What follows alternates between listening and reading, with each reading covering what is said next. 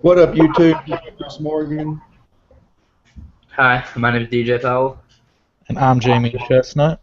And welcome to the first episode of Karp Talk Radio, where we go over things that are happening in Pokemon every week. We're going to do deck analysis, events, information, all sorts of stuff like that. And today we've got a ton of information from over the weekend. It was the 2015 World Championships. And Jamie, I'm going to let you start us off on that. Yes, okay, so I'm going to start out with the Junior Championship in Pokemon.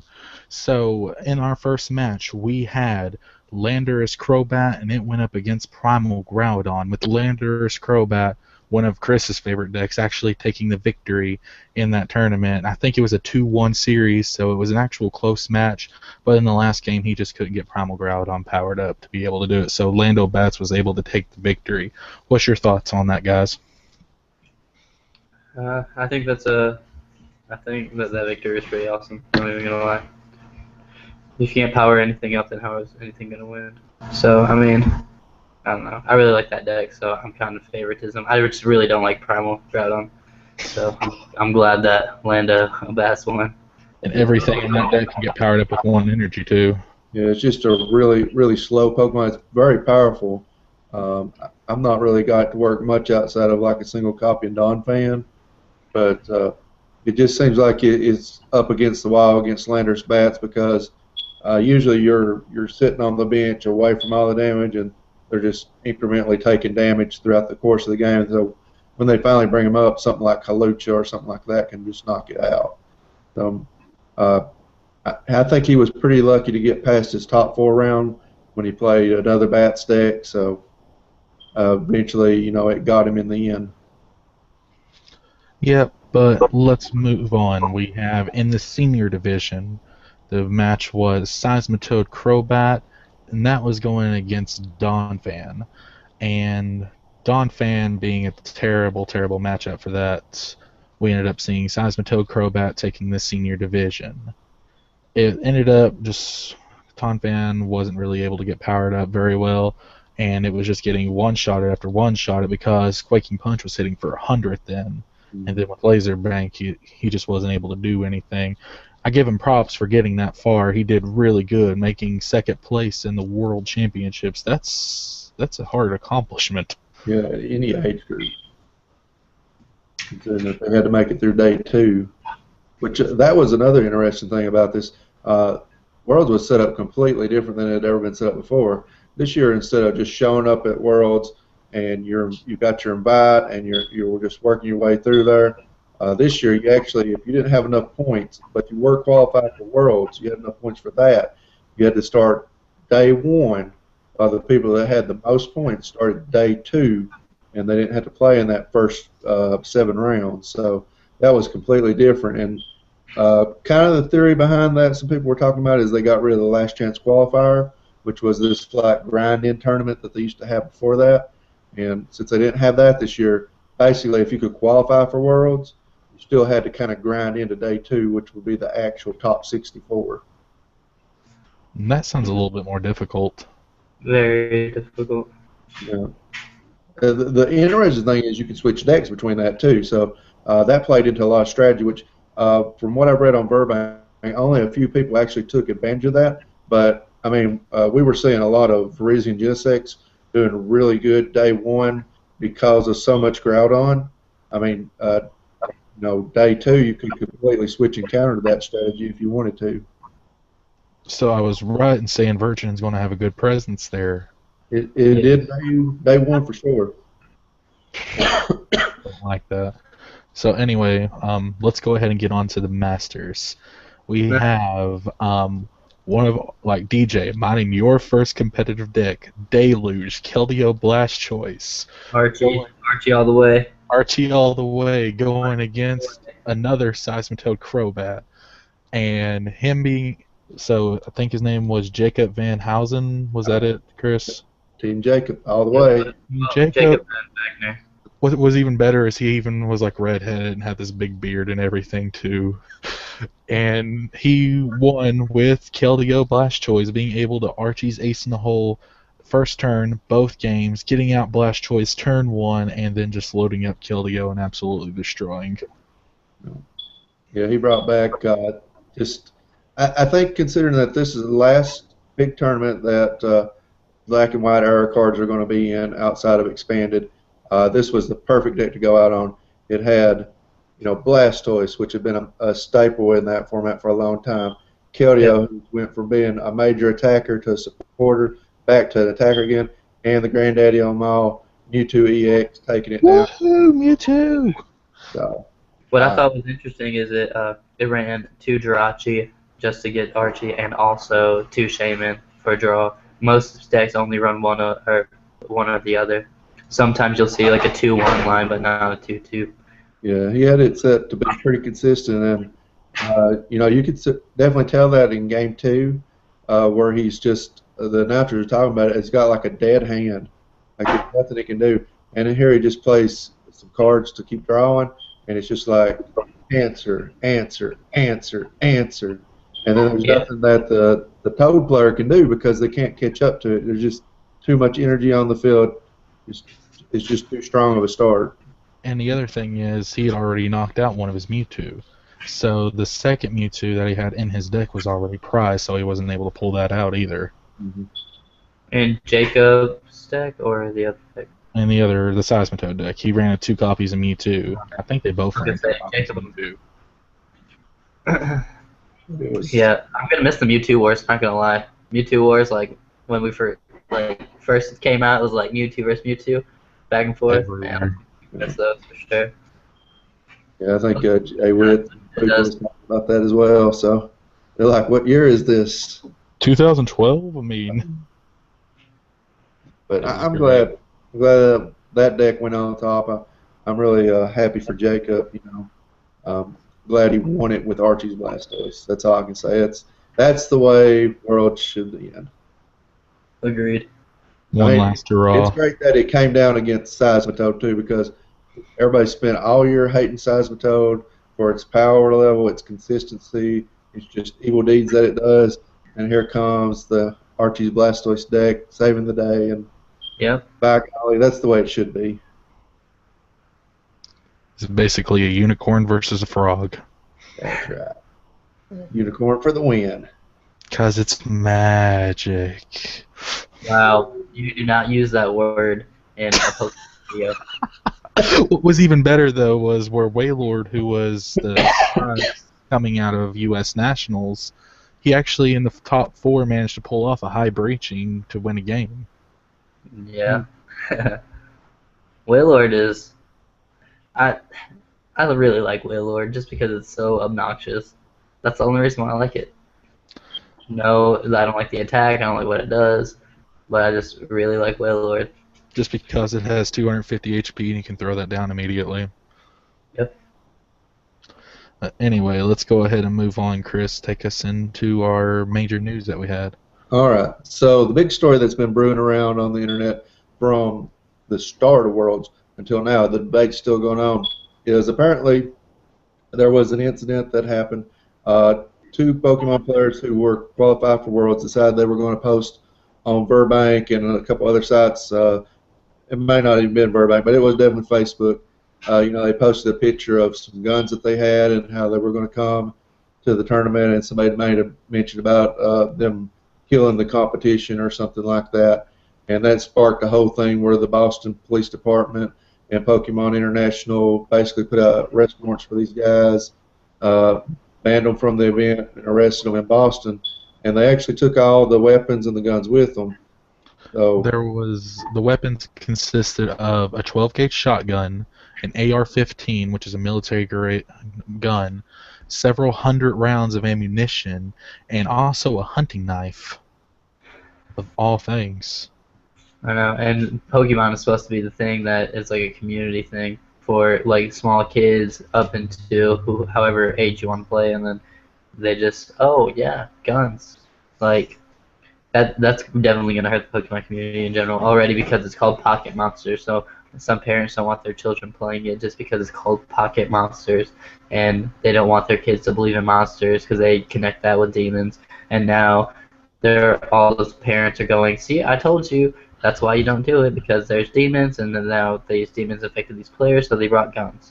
So it's going to hurt the Pokemon community, but we're just going to have to... You just described my childhood growing up right there.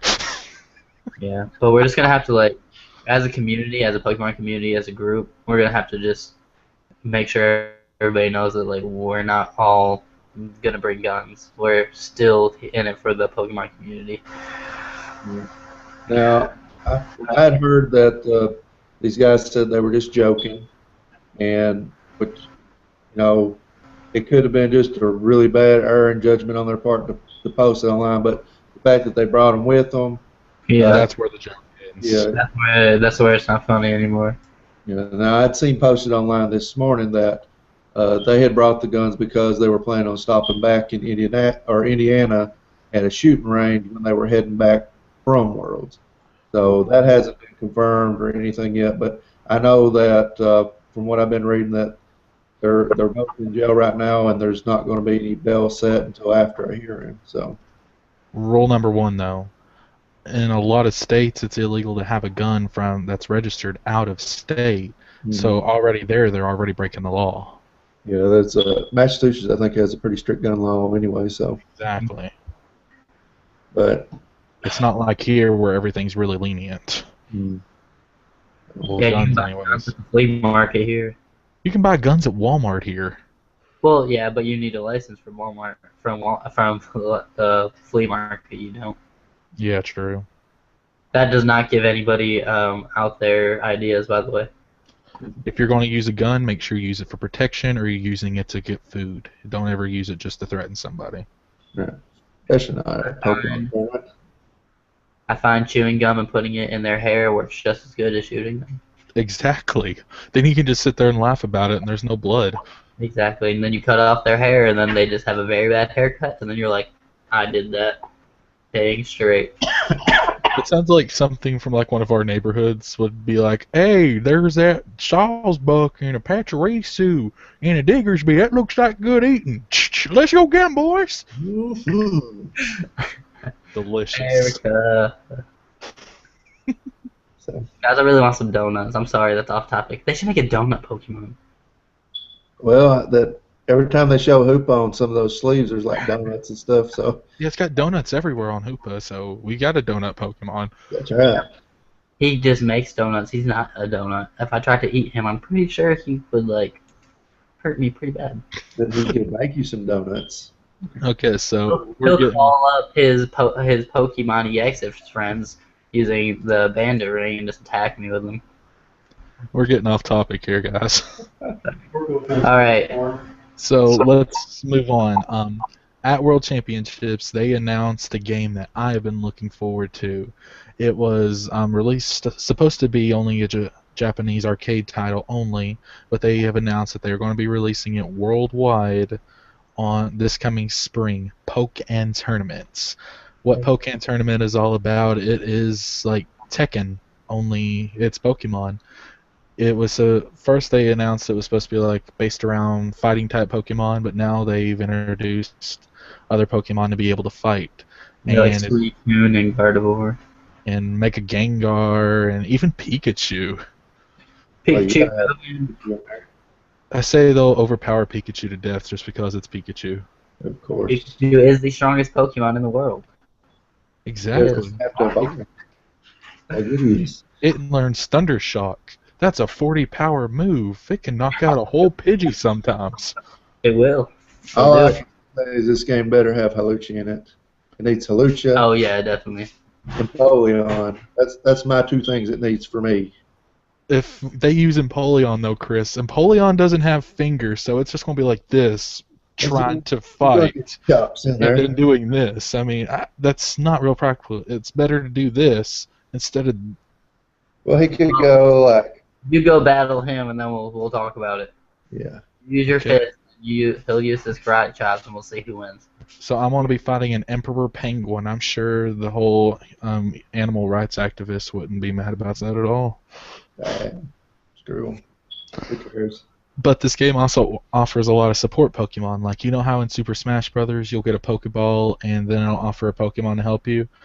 They're going to have some smaller Pokemon to be able to help you, such as Fennekin, Snivy, Emolga. I think that's all they've announced for right now. Have they shown Mewtwo for this game? I don't think so, but dude, Mewtwo would be great in it. Mewtwo would. Well, I want to see Lucario. Is Lucario in it? Lucario is in it. He was the first one they showed. Lucario is going to be awesome. They showed for sure. The opening trailer whenever they first showed the game was Lucario versus Machamp. That's going to be. I wonder who would win that. Lucario, definitely. Machamp, because Lucario has a part Steel type. That's true, but still. You think like types are going to fit in this game, or is it just going to be a straight up Tekken? It's just going to be a straight up Tekken. Good. Because otherwise that puts way too much strategy into it. Yeah. It might work out. I don't think it doesn't work like some of the Tekken games where you switch guys in and out, so that would be kind of hard, I guess. I don't know. I just hope Namco does a really good job with it. Yeah, they will. We're going to buy a Wii U for this, so. Yeah, definitely. I do. But anyway, we have planned for you guys. Rotation for Standard is going to be XY on, and that's going to come into effect on September the 15th. So we're getting really close to that. So we're all just going to sit here and boohoo about our cards that are leaving. So we've made a top 10, and our honorable mentions are going to be the card that we are personally going to miss the most. Chris, what are you going to be missing the most?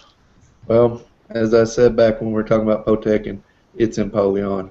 Empoleon is the first deck that I built once I started playing. He's been good ever since. I've used him a lot in the expanded format. I love the ability dive and draw. I love drawing cards in general. It's something as a card player, even from my Magic days up to now, like drawing cards is just my favorite thing in the game. So he done that. He had incredible attack. He kept doing more damage, and now that we've got Skyfield out, he can do even more because he's based around how many Pokemon are in play, counting both yours and your opponents. So, how much does that max out with Skyfield? Let's see, we get 8 on each side, right? 8, 16, and then the 2 active. That's 180, and then if you put a Bengal, that'd be 210. So that's knocking out a lot. Knocking out a lot of megas. Yeah, and he had the right. He hit for the right weakness this time because being able to hit for water weakness was really big with Landorus, so he's been really good. And plus the fact that when you're playing against Freezing Genesect, he's weak to lightning, he's not weak to grass, and that gave you a huge advantage in that matchup. Yeah, but now that Mega Manetric has showed up a lot, it's not as good. Yeah, I mean, his days is definitely past. He's more of a support Pokemon now. He kind of went back to the support role when Miltank came out, and we lost Level Ball and we lost Beach. He kind of the deck really fell out of favor. I've tried to make it work with dive balls and things like that, but it just never was really consistent. What about you, DJ? Oh, well, are we going? Can we choose from our top 10 list or the ones that aren't top 10? Not top 10. Not top 10. Okay, I would say. Probably, like, this is gonna be really weird, but probably like the plasma cards, but like Plasma Thundurus, he was just really, really good, like the Thunder CX, because you a muscle band, and then for the muscle band and then the Deoxys out, he could literally one-shot some things with weakness just for 1 energy, and then also, not only that, he attaches an energy from the discard pile onto the bench Pokemon, which is any energy, not just basic. So that helps a lot, because I would bring up DCEs on Lugia's just for the extra prize card win. So, I mean, I think that's a really good card. I mean, it's been on a play for a while now, but I mean, it's still good. I think that's the card I'm going to miss the most, even though he only works in Plasma decks, but still. Still a lot of fun, though. I played around with him online, and Full Art Thunder is CX from Plasma Storm. Well, not Plasma Freeze, that's where he was from. It's still a lot of fun to play with. Yeah, he's in the Plasma deck, he was definitely a tank. He was definitely a must-have. And I'm just gonna. I've been missing the plasma deck. Okay, plasma was it my second? Yeah, it was my second competitive deck. Cause first was Deluge, Keldeo Deluge, and then second was my plasma deck, and that my deck was perfect. It was so good. I put a lot of thought into it. You also used Glaceon to get free retreat on those things. Yeah, Glaceon. I mean, free retreat, plasma, and then I put a Snorlax in there. If you use Snorlax and then bless you, if you use Snorlax and then Bank, then it's just like you are getting 3 over. You can't retreat. You can't do anything. You can only switch out of there. But I mean, it was a tank. And then if you had all the energy on it, which is what I also did, I ran 2 Snorlax and 2 Lugia, and then I would just flip flop which one I wanted to kill with, just because it was so fun. And then Snorlax would be attacking like huge amounts. I did not use. I used the Frozen Stadium a couple times, but there was an Outrage deck that I was testing that worked better with it. But I used a Verbank lasers in my plasma just because it was hilarious. And it was like, oh nope, wrong stadium. I'm using banks too. And then with the free retreat, I would just be in and out, and then discarding energy, putting it back on the Pokemon. It was just a really good deck. So that's why I'm gonna miss the Plasma Thundurus, just because for 1 energy, was it 30? He does 30 damage, and then with the Muscle Band he does 50, and then with 4 Deoxys out he does 90 for 1 energy. That's just crazy, especially because he then loads energy on the bench. So that would probably be my favorite. Especially since at the time. Also. Yeah, especially at the time I was running Eviltal, Darkrai, and you just kept one-shotting me with that. Yeah, that was a big deck. That's why I went Plasma all the way, because Eviltal was seeing a lot of play. When I say a lot, I mean like most decks. It was either Eviltal, Keldeo, Rush In, Retreat, like that, or with the Darkrai, or it was like there were so many Eviltal decks. So many. But Shadow Circle, that saved a lot of Eviltal decks. But that's why I ran Furbank. I was just like, boom, boom. Because a lot of Eviltal decks also played Furbank too. So it was like, well, here's more damage. And then you could use the muscle bands for something else. Like a Lugia. Well, anyway, guys, my card that I'm going to be missing the most, we already talked about it a little bit, is going to be Mewtwo EX. Because Mewtwo is easily... Yeah, I know. Mewtwo can easily be splashed into any deck, doing 20 times 20 for every energy that's in play, so it was good. Like we said, in 2012 we had the Mewtwo Wars, and that was a lot of fun, and Mewtwo is still competitively viable to this day.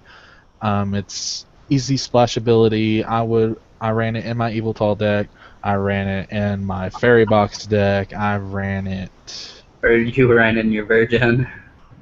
I actually did run a Virgin. That was a mistake. Whenever I was trying to like come up with the weird counter deck and being able to like, well, I'm gonna see if Mewtwo works in here. Nope, it doesn't. But you were like, you wanted to keep it in there so bad, and I was like, Jamie, no, it's not a good idea. Jamie, don't do it. And then you did, and you lost, and then I was like, yeah, I told you. But honestly, like, now that I think back at it, I think that the Mewtwo would have been really good in that deck, just because of like if you took the Virgin with Mewtwo in it to when we went to Nationals, I mean a lot of people were playing Mewtwo as well, so it could have been the Mewtwo War again.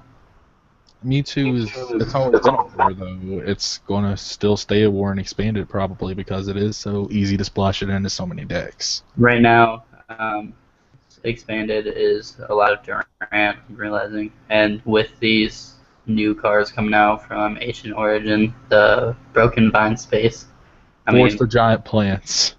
It's gonna be so different. But anyway, to the top 10. All right.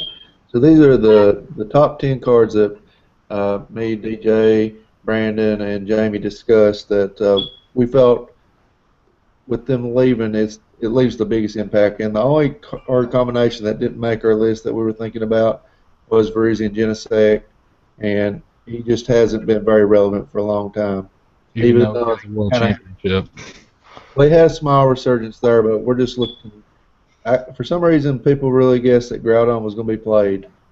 day one. So it was a good call for him, but it just hasn't been the deck it was. So number 10 on our list, we picked the trio of the outrage Pokemon. Yeah, Reshiram, Zekrom, and Kyurem. Outrage 20 plus 10 for each damage counter, and those have been in the game the longest for this standard. It's been out since 2011. Yeah, and they were Reshiram was used in a lot of to counter Virgin early, and Zekrom was used for Darkrai, not Darkrai, the Evoltal decks. So I mean, they saw play for one prize card to do that much damage. I mean, you're giving up a prize, but you could be knocking out two and getting two prizes. But I think they're pretty decent. Yeah, but their backup attacks are also pretty good as well. Yeah, and they all activate off DCE, so they were easily splashed. And plus the fact that, I think I've said before, they're at 130 HP. 130 HP is an odd number to have to hit, and even Genesect had to run a Deoxys to make sure they could one-shot them. So, I mean, made people completely think differently about how to do that extra point of damage to something. Because if they didn't kill it with one shot, it was hitting them back for a lot. Very much. I think that thing, all three of them were reprinted at least 4 or 5 times, and mostly Reshiram and Zekrom getting printed as secret rares 2 or 3 times. Yeah, I know they were secret and legendary treasures. Yeah, they have the black and white versions as well. Yeah, black and white ones. Which are my favorite by far. Oh, Yeah, they're they're the gold ones. Freaks. I don't like the gold ones just because you can't really see it. Like if you hold it sideways, you can see it, but the black and white ones, I mean, they don't even look like cards. Honestly, they look like real Pokemon. They're nice. I like the gold ones just because they remind me so much of those old Burger King cards that you would get like back when I was like 5 years old. Yeah. It took us forever to find your Zekrom though, like your gold Zekrom. Yeah. We pulled like 3 Reshiram, the gold Reshiram, before we even got a Zekrom. And it's weird because Reshiram was supposed to be the hard one to pull. Exactly, and we got 3 of them. But we finally got it for you. You still have them, right? Yeah, I've still got them, and they're in my binder. Quick comment. The Pokemon that Brandon will miss because he can't be with us is Mew EX, and it's because he ran Night March and he became a huge fan. And the ability Versatile was the reason why I liked it so much, is just because you can do it for anything. You can use anybody's Pokemon, so you could actually kill a Mewtwo in the Mewtwo Wars with a Mew, which was pretty cool. The only thing that was bad about Mew is it's low HP, but that's the reason why he chose Mew with Versatile. So now back to the list. Okay, so number 10 was an outrage Pokemon. Number 9, we have one of the best items that was pretty during the Black and White era, and that is Silver Bangle. Oh, Silver Bangle. You would attach that to a non-EX Pokemon, and you were able to do an extra 30 damage. Which doesn't sound like a lot, but it is. Especially when you're hitting for weakness. That's 60 damage right there. Yeah, really. Yeah, when you've got it attached to Night Marcher, it's basically an extra Night Marcher plus 1. And then when you've got it with Flareon, that's 3 extra Pokemon in your discard pile it's counting for. So It's huge. And then, we've got Muscle Band now, and Muscle Band is by far the better equipment just because you can put it on EXs and stuff. But that extra 10 points of damage makes quite a bit of difference. I know we were talking about on like Zekrom, Reshiram, and Kyurem, the fact that they weren't 120s, they were 130s was hard to hit. Well, sometimes that 180 on EXs is really difficult to get to. Like, you will miss it by 10. So just having the Silver Bangle on things like my boy Empoleon or Halucha has been the big thing with it. You can hit so much damage. Yeah, Donphan. We'll miss you, Donphan. Flareon, my little big poofy pet thing. I just want one for a pet. It's so adorable. It's definitely Excuse you. with Silver Bangle being number 9. Silver Bangle is very, very, very good. Now, our number 8 card is going to be the Free Flight Zubat. This card has single-handedly made Zubat really good, considering that you can start with it and move him back and forth as you need him, and then you put your Go-Bat and Crobat on top of it, you're doing more damage. So I think without him in the format, I'm not sure if we can use the one that has the one retreat. I think you're going to get stuck in the active too many times. Agreed. Yeah, because I actually played a guy who was using the new Zubat. He was using the post-rotation deck, and he was running the Mega Latios. Yeah, Mega Latios deck, and he ran Mega Latios and Bats, and he got stuck with the Zubat without free retreat. And I asked him after the game, I said, "Why did you do that?" And he said that the Mega Latios deck was based off of evolving to retreat and then using the energy to kill shamans, which is a really good idea because most decks will be running 2, 3, sometimes even 4 shamans. I would run 4, but so it's easy. It's just supposed to be hit your bench because you can hit it wherever it is. So whether the shaman's on the bench where it's going to stay most of the time, it just kills it off like that. And I told him that he should have reused the Zubats with free retreat so that way he didn't get stuck. And he said that the reason why he did it is because he wants to get used to the new set. So what you said was very accurate, him getting stuck with it as his active. And we played 3 games, and each time he was stuck with it as his active. that's just really difficult to get around to as well because it has an extra 10 HP, so it's a little bit harder to knock out. But usually, even with the Toad Lock, 50 damage. Metric, and I killed it over and over. Yeah. Yeah, it can actually survive that first Manectric attack, which is... Not with the muscle band, though. Well, no, not with the muscle band, but... Yeah, I had a muscle band every time. I don't know how, but it was awesome. So he didn't need to retreat it anyway. He done it for him. Yeah, there we go. We played the 3rd game for fun because I killed both of his active, his one Pokemon, which was a Zubat. Both, he went turn 1 both times, and turn 2 I knocked both out. Then we played a 3rd game for fun. I was like, I want to see what this deck does, and he was like, okay. And then the 3rd game was a better game, but I mean, when there's Manectrics out, Manectric's going to be a good, well, right now, before rotation, it's really good. Was that when we went to the League Challenge? What? Was that when we went to the League Challenge? Yeah, that was when we went to the League Challenge, when I saw the Mega Latios deck. Was that this League Challenge? And it was Because I played that guy, and he kept trying to donk my shamans. And he did. I told you. I know, but I expected him to counter my stadium, and he never did. Yeah, there wasn't really a good stadium. There's not a good stadium after rotation yet. The only one that I would, well, not even that one. I don't know. I don't know what stadium would be good. I would probably, if I was going to run the Mega Latios deck, I would probably do Skyfield in it specifically for my opponents, not even for me, because I want them to lay down their shamans, and so that way they have access to all the Pokemon they want, and then they lay down their shamans for draw. So if I was going to run a stadium in it, I would run Skyfield just for my opponent's Pokemon. So that way, when they lay down a shaman, kill, lay down a shaman, kill, lay down a shaman, kill. I still beat it, though, because he ran out of power, and I kept pulling up his Mega Latios and knocking him out.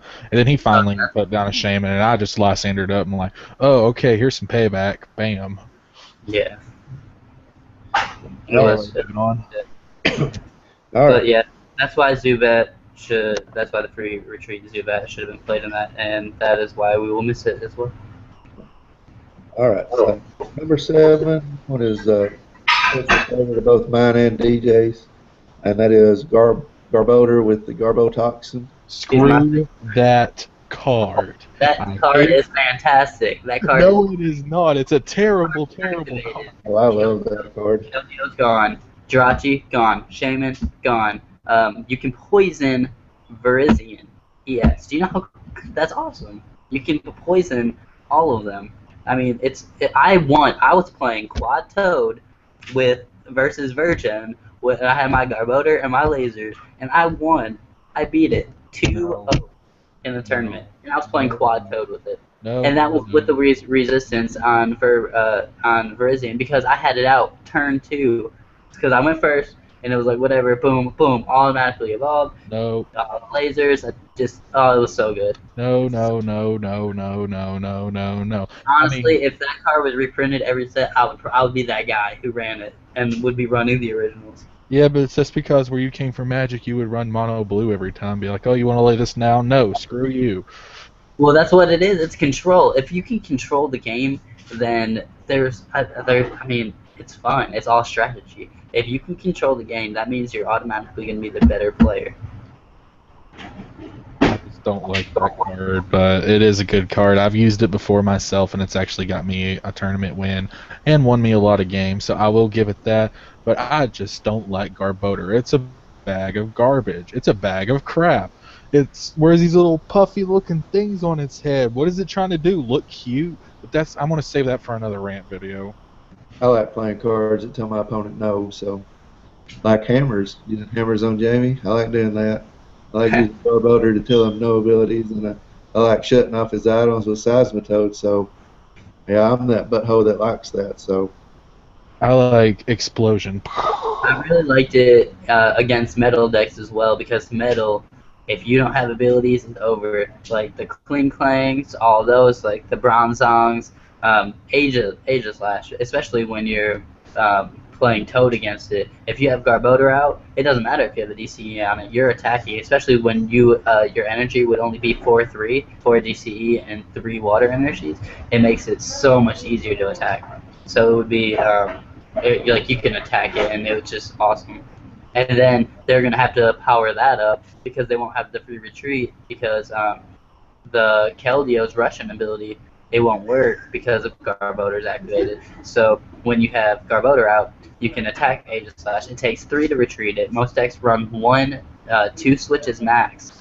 And then with when they run Keldio's, they usually don't. They'll run maybe a 1 of switch, which I've seen some decks run 2, but that's because they're running a 2/2 line of the Keldeo Floatstone, and it's just good. It just shuts down everything. That's why I traded for 4 Wobbuffet. I don't think I'll be using them, but I mean I traded for 4 of them just because Garbodor will be gone. No, I hate that card.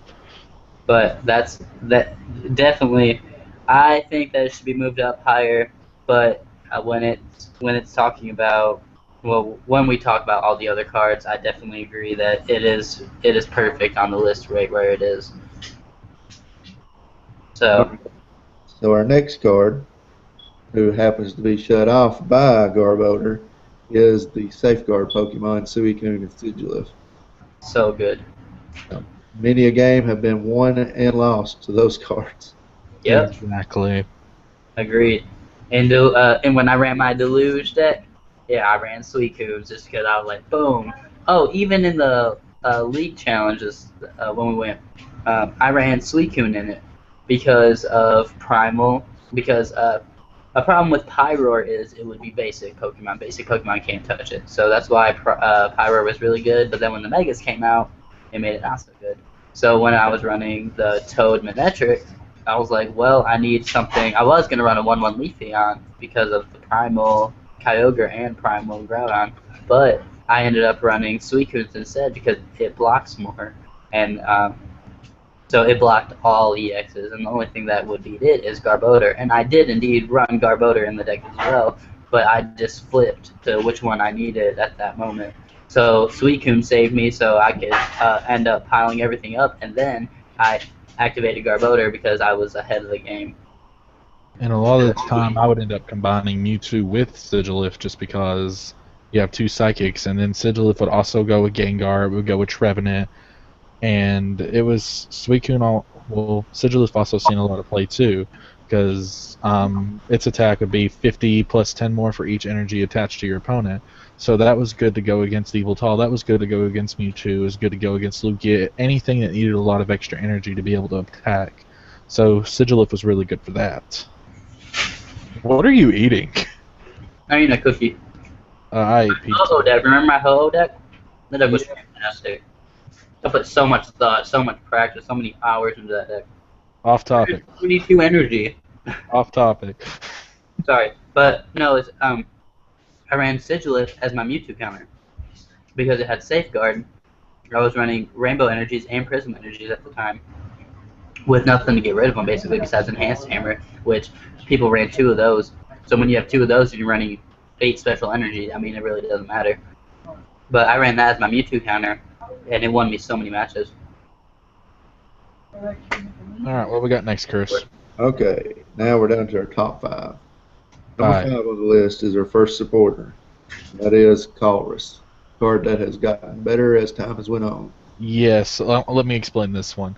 Colress, shuffle your hand into your deck and then draw for the amount of Pokemon both you and your opponent have out on the field. So a maximum of that would be 10 cards, which is a lot of cards. But then, this past May came around. We got Roaring Skies, and with Roaring Skies, we got Sky Field. Each player may have up to 8 Pokemon on their bench. So that maxed out Colress from 10 cards to 16 cards that you could be able to draw through. That is a quarter of your deck in your hand. Mm-hmm. Over a quarter. Yeah, that's over a quarter. That I haven't pulled off the 16. I have pulled off the 14 and 15. I never got all 16 off of that though. But it's beautiful. Yeah, I will definitely miss Colress. I don't usually buy cards. I'll try to trade or pull them. But I did buy 2 Colress just because I had the full art ones just because they were so pretty. And I will be keeping them because when they reprint Colress, by Jolly, let me tell you what, I'll be running them again. You and me both, my brother. My deck loses a lot of power with Colress gone. A lot of people didn't run Colress for a while, like a lot of people. And I read Colress and I was like, do you have to, because when I was new to Pokemon, I was like, does this card need to be played? You remember that? I was like, does this card need to be in a plasma deck? And you were like, no. And I was like, we should run this card because it's really good. And then you were like, well, and Juniper and all these bicycles and what is it, the roller skates. I was like, well, I'm going to run a Colress, and let me tell you what, I never went back. I ran Colress in every single deck since. So I may have seen play, and I just was new, but when I was do it competitively, I didn't see it at all. But then again, we were very limited to our good old Southeast Pokemon, Kentucky, and that was before we ended up traveling and going places. Yeah, Colress is one of those cards where you need to run a lower number of that one just because you don't want to start with it at the beginning of the game, and I think that's what scared a lot of people off at the beginning because they seen the potential of drawing it and only getting like 1 card returned for it. And it kind of caught on after a few tournaments, and then I think it got even better with BS Seeker coming out. Oh, absolutely. You just pitch them at the beginning of the game, and then late game, you get in down or anything like that, you just rip a hand of 7, 8, 10 cards out of nowhere, and you're back in the game. Or in my case, 15. Probably the weirdest thing that's ever happened to me with the Colress.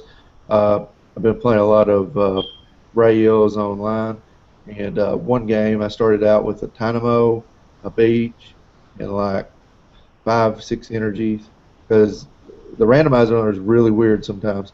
So here I am with all that, and I've got the card that I draw is the Colress. I play down the Dynamo, I play the Beach, and then I Colress for 0 because they didn't have other bench Pokemon either. And then I beach myself back up to 7 cards. So that's the only time playing Colress for 0 ever paid off for me. Mm-hmm. I played Colress for 1, trying to get a laser. And you got the laser. I did. I got that laser and I won with it. They were like, oh my gosh, and it was a big tournament too. I think it was that LC I just walked in and won first place with. Just whatever. Colress for 1. Had a Burbank out, needed 30 more damage, need a laser. I Colress for 1, and I got that laser. Because he was going to win, it was like the tie. So it was like turn 1, turn 2, turn 3. Well, it was my turn 3, and I was just like, well, we're going to either tie or someone's going to win. So I got it, and I was like... Sometimes you just got to go for it. I went for it. I trusted my deck. I had the heart of the cards. That's another game. Number 4, Chris. I'll take the heart of the cards if it means I'm going to win. So number 4, we have one of my personal favorite cards, and we've already talked about this card a little bit, Keldeo EX. World champion, Keldeo EX. I ran 4 of them. Oh, yeah, this card's so much fun. I mean, it is neat to see the evolution that this card has went through. It started out as one of the better attackers in the Blastoise Black Kyurem deck. It was actually your second attacker, but still pretty darn good. And then after everything happened and we lost Beach, we lost Kyurem, he went from being an attacker to being this really great support Pokemon that you just slapped into every deck with a float stone on it. You could get out laser locks with it. You could set up getting multiple energies and things from the bench, and just a really versatile Pokemon. And then we see in the finals with the Archie Blastoise deck, here he is back again. He's a major attacker again, dealing out tons of damage with all those water energies on him. So, Hey guys, great card. I agree. It's fantastic. I just got an invite to a Pokemon tournament Friday. It's expanded at Toronto Gamescom. I just talked to Haley about that, so she must have got my message. Yeah, Friday at 2 to 6. Do they Friday? People are in. That's what it says. It says, look. I'm going to be teaching school at that time, so I'm going to be at work. I think she means Saturday. I'll talk to her after we get done here. Yeah. Chris, edit that out. Yeah, but Keldeo, very versatile. It was used in any deck. It hits if you were running a metal deck and a Landorus came up and you really needed that extra damage to it. You could technically just put a DCE on it and then a metal energy because it was all colorless and attack a Landorus for 100. So it was very, very versatile, even if you had to use it. Obviously, the Russian ability with the float stone was the best it was used for. The second, but the second half of since it's been out, like recently, it was used in a lot of decks. I will admit that. I still thought Garbodor was better. We had a huge discussion about this before. We don't need to get into that, but I definitely agree. It definitely deserves its 4th place. Because we are getting how versatile it is. We are getting Russian reprinted in Zoroark, and we are getting a Floatstone reprint, but Zoroark's going to be a Stage 1 card. So it's getting nerfed quite a bit because it's going to be like 2 turns before you can be able to pull that off. But we're still getting that ability put in, but being able to just throw Keldeo down, Russian retreat, Russian retreat, Russian retreat, Russian retreat. It helped a lot with against lasers. Exactly. Yeah, is that on the evolution break card instead of the regular? No, it's on the actual card. The break is just like a different pitcher giving it more HP. Oh, okay. All right.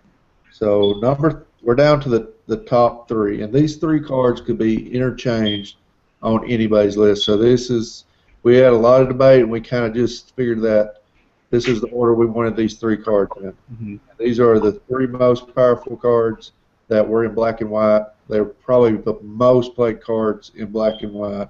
Absolutely. First one is the most devastating 2-card combo in the game at this point, and that is Burbank and Laser. Oh, I'm going to miss it so much. That is such a ridiculous idea. If you're in an actual Pokemon battle, you don't have this big laser gun that you're just going to pull out of your backpack and then shoot it at your opponent. Well, I just poisoned your opponent. Oh yeah, your Kangaskhan, baby, just pull it right out of that pouch. Pull it right out. So that's what else is in there. But yeah, I use Laserbank a lot. Recently, I switched to where I was running Manectric. I switched to the Rough Seas instead because with Manectric it was free retreat, then heal 30, free retreat, heal 30. So no matter what, I was healing like damage from Bank as well because a lot of people were playing Bank.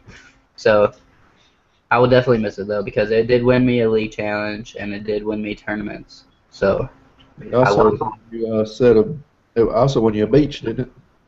Yeah. It's very, very good. It is going to be missed. I think we've all used that in decks, and all have had a lot of success with Burbank City Gym and Hypnotoxic Laser. It allows you to hit that 170, 180 mark so easy, and first turn of the game, if you can get it down, you can pass back so much damage coming back your way if they don't find a counter stadium. And against the Night March deck, if they're unfortunate enough to only have Joe tick and you go first, guess what? You just won the game. I've done that many times. I've done that before too. Yeah, I've done that at one of our league tournaments in the finals to a guy who it was the first time he made it to the finals, and that was the first thing that happened to him. Felt sorry for him. Poor guy. I would definitely say that.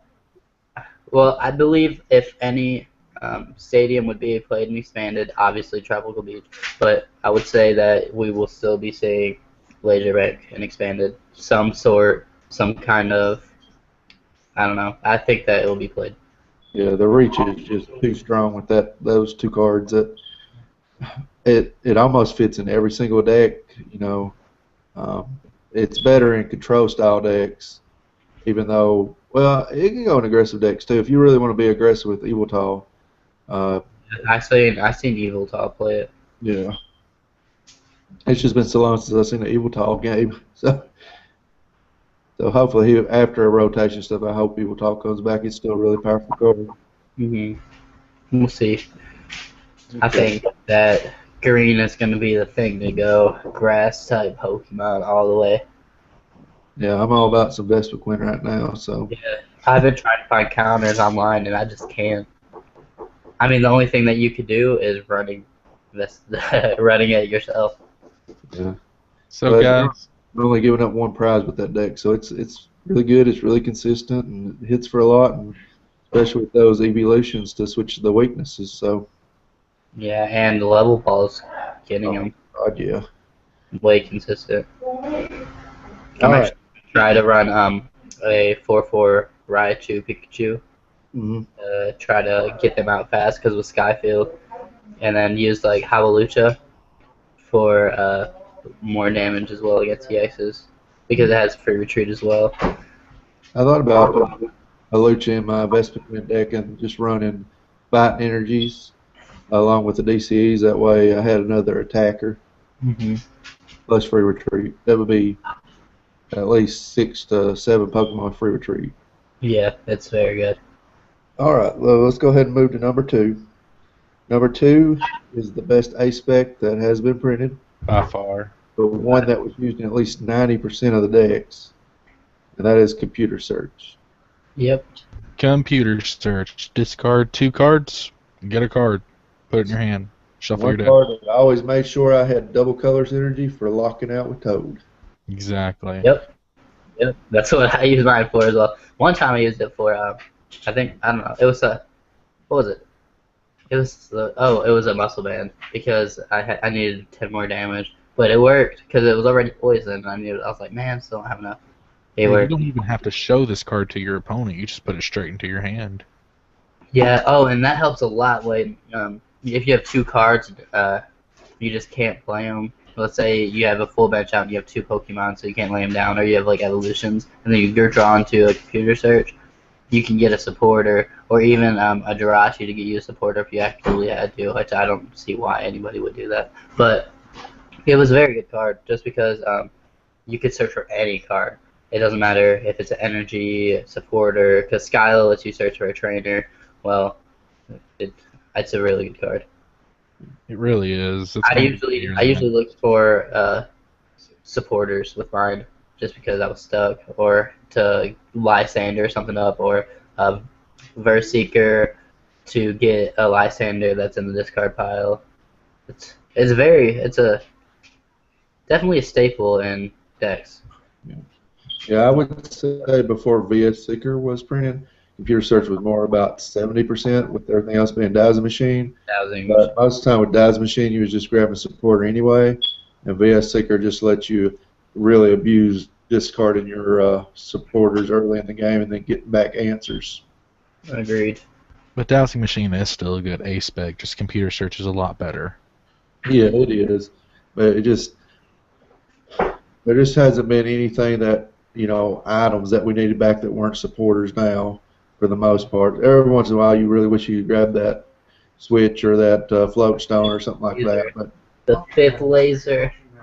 Luckily, we got cards like AZ something that you can discard. You've got Pokemon Center Lady. Just to be a seeker opened up a lot of space for just really off-the-wall supporters that weren't necessarily having to be draw supporters. Computer search will definitely be missed. Rest in computer search. I will see you in Unlimited. Okay, computer search. We will miss you. All right. And then, are you ready? Number one. Number one. Will be the best supporter ever printed, and that is Ian. Woo! The one card that you can either screw your opponent over with, save yourself with, set your hand up with. It is... Or all of the above. All of the above. Exactly.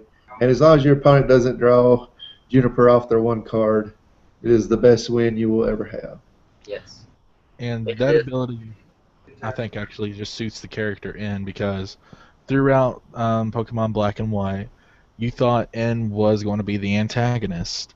Turns out he's actually one of the guys that end up helping you. His philosophies are weird because he makes you question why you actually play Pokemon.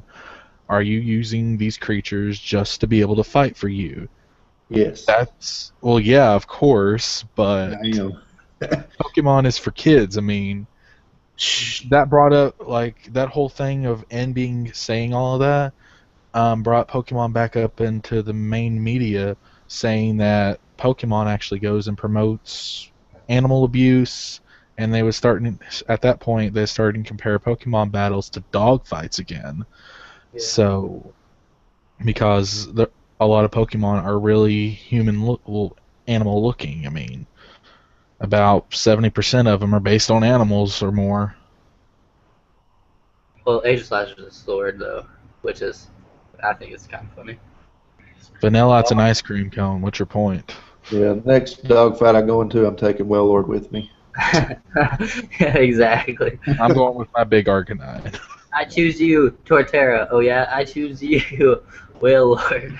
So being able to just be that type of generous with that card, and being able to just screw your opponent over like N actually does, I think that just suits him.